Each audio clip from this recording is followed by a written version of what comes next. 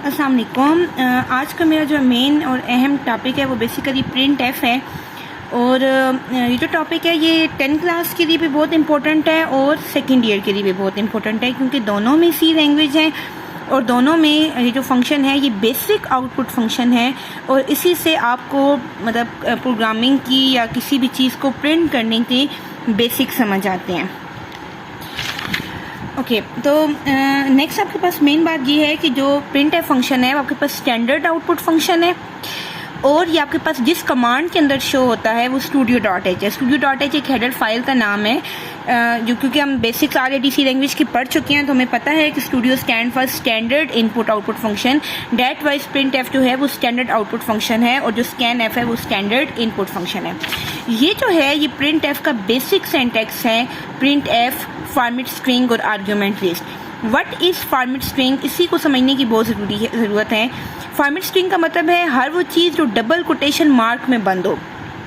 सी language के अंदर वैसे भी स्ट्रिंग उसी को कहा जाता है, I think that can be enclose in double quotation mark. ठीक, तो यहाँ पे भी जो भी चीज़ फॉर्मेट स्ट्रिंग के अंदर आएगी वो डबल कोटेशन मार्क में बंद होगी और जो चीज़ डबल कोटेशन मार्क में बंद होगी वही हमें स्क्रीन पे नज़र आएगी। अब ये फॉर्मेट स्ट्रिंग में तीन चीज़ें हैं, यानी फॉर्मेट स्ट्रिंग के फर्दर तीन हिस्से हैं, जो कि ये तीन है फॉर्मेट स्पेसिफायर, टेक्स्ट और एस्केप सीक्वेंस। यानी स्ट्रिंग के आगे से तीन हिस्से हैं, स्पेसिफायर, टेक्स्ट और एस्केप सीक्वेंस। एस्केप सीक्वेंस एक इजी और अनदर टॉपिक है, उसको हम बाद में डिस्कस करेंगे। बेसिकली हम आज के टॉपिक में टेक्स्ट और फॉर्मेट स्पेसिफायर को डिस्कस करेंगे। टेक्स्ट क्या होता है? कोई भी काउंटिंग, कैरेक्टर, अल्फ़ाबेट यानी किसी भी चीज़ का मजमूआ हो सकता है। फॉर एग्जांपल एड्रेस, ठीक है, फॉर एग्जांपल स्टूडेंट का नेम, एज, कोई मैसेज, कोई गाइडलाइन। फॉर एग्जांपल अगर आपने वैल्यू लेनी है तो you can display enter the values, your value is. यानी अगर आपने एनीथिंग जो कि आप डिस्प्ले करना चाहते हो और एनीथिंग जो कि आप चाहते हैं कि स्क्रीन पे एज इट इज नजर आए, ठीक है।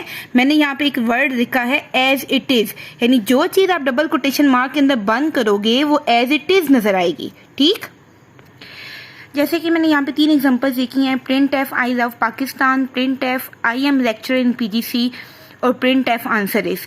अब देखिए मैंने इस स्टेटमेंट को, यानी जो जुमला में स्क्रीन पे नजर मुझे आना चाहिए उसको मैंने डबल कोटेशन मार्क के अंदर बंद किया है।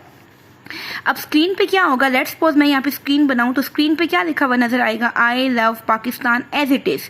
ठीक, अगर मैंने इसके आगे फुल स्टॉप नहीं लगाया तो यहाँ पे भी फुल स्टॉप नजर नहीं आएगा। यानी जो भी चीज, क्योंकि अभी मैंने ऊपर आपको बताया है कि फॉर्मेट स्ट्रिंग का एक हिस्सा है टेक्स्ट, तो टेक्स्ट में मैं जो भी डिस्प्ले करूंगी, मैंने यहाँ पे आपको तीन एग्जांपल दी।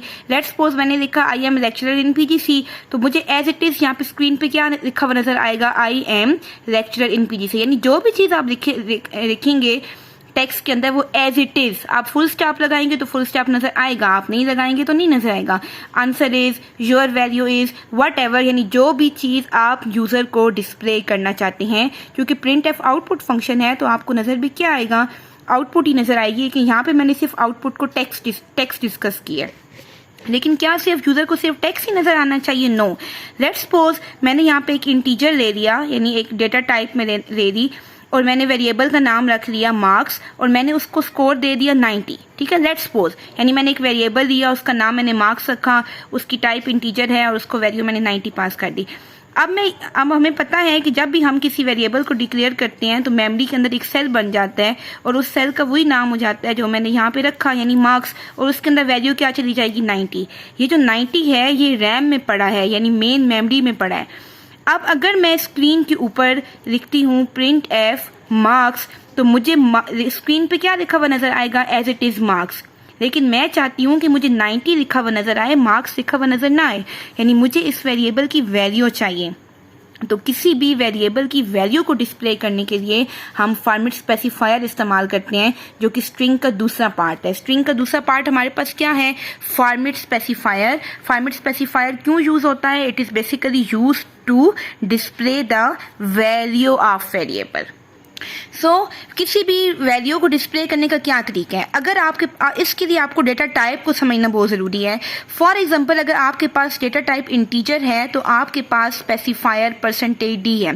स्पेसिफायर होता क्या है? स्पेसिफायर आपके पास ये बताता है कि मेमोरी के अंदर पड़ा हुआ डेटा किस डेटा टाइप का है और उसका नाम क्या है। उसका नाम कौन बताएगा? आर्ग्यूमेंट लिस्ट, जो कि सिंटैक्स का अगला हिस्सा है, उसको मैं बाद में डिस्कस करती हूँ। स्पेसिफायर हमेशा किससे शुरू होता है? परसेंटेज से। फ्लोट का स्पेसिफायर क्या होगा? %f। और कैरेक्टर का स्पेसिफायर क्या होगा? %c। और स्ट्रिंग का क्या होगा? %s। हमें ये बात पता है कि ये इंटीजर वैल्यू वो होती हैं जिनमें पॉइंट नहीं होता, इनमें पॉइंट होता है। एनीथिंग जो कि सिंगल कोटेशन मार्क में बंद होती है वो कैरेक्टर होती है, और जो डबल कोटेशन मार्क में बंद होती है वो क्या होती है? स्ट्रिंग होती है। Now, for example, there is a variable a and having a value 2, and a second variable having a value 3, and a third variable that I simply declared with the data type integer, but didn't pass the value because its value will be occupied after this operation. That is sum is equals to a plus b. Mean for example एक variable a ले लिया, एक b ले लिया, एक sum ले लिया, और दो उसके अंदर ऑपरेशन परफॉर्म हो रहा है a प्लस b। ए में वैल्यू क्या है? 2, बी में क्या है? 3। तो सम की वैल्यू हमारे पास क्या हो जाएगी? 5, क्योंकि 2 + 3 क्या हो जाएगा? 5।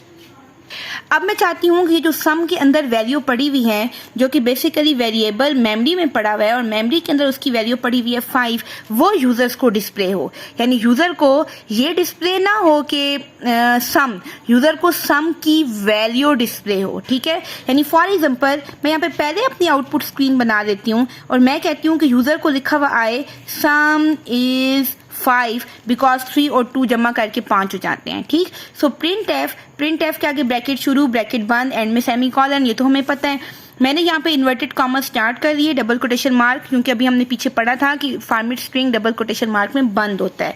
सो डबल कोटेशन मार्क, और आगे मैंने क्या लिख लिया? Sum is, because some is मेरे टेक्स्ट का हिस्सा है, सो मैंने एज इट इज लिख लिया sum is. Now let's come to that's 5 that how to display this. So हम क्या करेंगे? हम देखेंगे कि ये 5 जो है ये किस में पड़ा है? 5 सम में पड़ा है, यानी 5 किसकी वैल्यू है? 5 सम की वैल्यू है। Let check data type of sum which is integer, and मैंने अभी आपको पीछे बताया था कि इंटीजर की डेटा टाइप आपके पास क्या होती है? स्पेसिफायर आपके पास क्या होता है? %d। ठीक है, सो डेटा को मैं कैसे डिस्प्ले करूंगी? %d, बिकॉज मुझे सम की वैल्यू डिस्प्ले करनी है, सम की डेटा टाइप इंटीजर है, सो मैं लिखूंगी सम इज %d। अब स्क्रीन पे %d नहीं नजर आएगा क्योंकि वो तो सिंटैक्स का हिस्सा है, स्क्रीन पे 5 आएगा, लेकिन कैसे? डबल कोटेशन मार्क बंद, सिंटैक्स का हिस्सा था, और आगे सिंटैक्स में क्या होता है? कॉमा, मैंने लगा दिया कॉमा। एक दफा फिर पीछे सिंटैक्स देख सकते हैं, format string comma argument list. यही आर्ग्यूमेंट लिस्ट पे अब हम आएंगे कि कॉमे के बाद आपने क्या लिखना है। देखिए मैंने लिखा %d, तो मेमोरी के अंदर हजारों लाखों के हिसाब से सेल होते हैं, मिलियंस ऑफ सेल्स होते हैं। उस %d का मतलब है कि मुझे जिसका डेटा एक्सेस करना है वो इंटीजर हो। क्या मेमोरी में सिर्फ एक ही इंटीजर मौजूद होगा जो कि हमने रखे हैं? नो, मेमोरी में कई इंटीजर होगा। सो कामे के बाद हम उसको बताएंगे कि हम किस इंटीजर की बात कर रहे हैं, क्योंकि वेरिएबल का नाम रखते हुए हमने ये रूल पढ़ा हुआ है कि एक ही नाम 2 वेरिएबल्स का नहीं हो सकता। इसका मतलब है कि जिस सेल का नाम सम होगा उसी का होगा, किसी और सेल का नाम सम नहीं होगा। सो मैंने कॉमे के बाद क्या लगा दिया? सम। अब प्रोग्राम चलेगा 2, एक सेल बनेगा A, उसको 2 चला जाएगा, दूसरा सेल बनेगा B, उसको 3 चला जाएगा, और तीसरा क्या होगा? सम में 5 होगा, लेकिन उस 5 को एक्सेस करना है। प्रिंट एफ फंक्शन चलेगा सम इज टेक्स्ट, स्क्रीन पे एज इट इज डिस्प्ले हो गया। उसके बाद %d का क्या है? बेसिकली %d स्पेसिफायर है इंटीजर, यानी मुझे जो डेटा चाहिए वो इंटीजर हो और उसको क्या चाहिए? सम चाहिए। यानी वो कॉमे के बाद चेक करेगा कि %d किसको रेफर कर रहा है। सो %d सम को रेफर कर रहा है और सम में 5 पड़ा हुआ है। दैट्स हाउ स्क्रीन पे लिखा हुआ आएगा sum is 5। Okay, let's take another example. अच्छा, नेक्स्ट एग्जांपल मैंने ली है कि मैं फॉर एग्जांपल मैं किसी मतलब स्क्वायर का एरिया डिस्प्ले करना चाहती हूँ, या रेक्टेंगल का, सॉरी। तो length is equal to 4, width is equal to 5। Area का फार्मूला हमें पता है, area is equal to length multiply by width. ठीक है।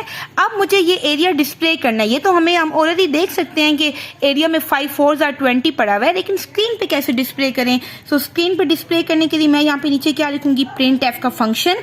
प्रिंट एफ का फंक्शन लिखने के बाद आगे मैं इन्वर्टेड कॉमा स्टार्ट करूंगी और स्क्रीन पे लिखूंगी एरिया इज, यानी कि मेरा एरिया क्या है। और मेरा एरिया क्या है, मेरा एरिया जिस वेरिएबल में पड़ा है उसका नाम एरिया है और उसकी डेटा टाइप इंटीजर है, और इंटीजर का स्पेसिफायर होता है %d, इन्वर्टेड कॉमर्स बंद, आगे क्या लगा दिया, कॉमा, और कॉमे के बाद हमने कहना है कि %d तो है, यानी इंटीजर वेरिएबल तो है, लेकिन कौन सा इंटीजर वेरिएबल है। सो इंटीजर वेरिएबल का नाम क्या है, एरिया। सो मैं लिखूंगी यहाँ पे area. What will be the output, screen पे क्या नजर आएगा, area is as it is because it is text, क्योंकि ये हमारे पास बेसिकली क्या है, टेक्स्ट। तो ये स्क्रीन पे एज इट इज नजर आएगा। %d स्पेसिफायर है, किसका स्पेसिफायर है, एरिया का, और एरिया में क्या पड़ा वो होगा 20 because 5 4s are 20। So screen पे डिस्प्ले होगा 5 एरियाज 20। आई होप कि आपको समझ आई होगी। Scan F is very similar to print F function. अगर आपको प्रिंट एफ फंक्शन समझ आ जाए तो आपको स्कैन एफ फंक्शन ऑटोमेटिकली समझ आ सकता है। इवन डेट आप एक ही लाइन में 2 स्पेसिफायर भी लिख सकते हैं, यानी फॉर एग्जांपल मैं कहती हूँ लेंथ एंड विड्थ इज, ठीक है, और आगे मैं दोनों को कर देती हूँ %d और दोबारा लिखें %d, और दोनों %d के दरमियान कॉमा नहीं लगाते, यहाँ पे इन्वर्टेड कॉमर्स बंद, कॉमा, सिंटैक्स का कॉमा, और पहले %d को मैं क्या डिस्प्ले करना चाहती हूँ, लेंथ, क्योंकि मेरे वेरिएबल का नाम लेंथ था, और फिर कॉमा लगा के दूसरे को मैंने क्या कर दिया, विड्थ। इसको कहते हैं कि आप एट ए टाइम एक ही फंक्शन के अंदर मल्टीपल आर्ग्यूमेंट भी ले सकते हैं। अब इससे क्या होगा, पहले वाले को पहला वेरिएबल पास हो जाएगा और सेकंड वाले को सेकंड वेरिएबल पास हो जाएगा, और स्क्रीन पे लिखा हुआ आएगा length and width is, length में 4 पड़ा है, विड्थ में 5, so length and width is 4 and 5। ठीक, डेट्स हाउ हम डिफरेंट चीजें भी डिस्प्ले कर सकती हैं। आई होप आपको समझ आ गया होगा। If you have any question you can put in to comment. इंशाल्लाह in the next video I will explain the scanf function.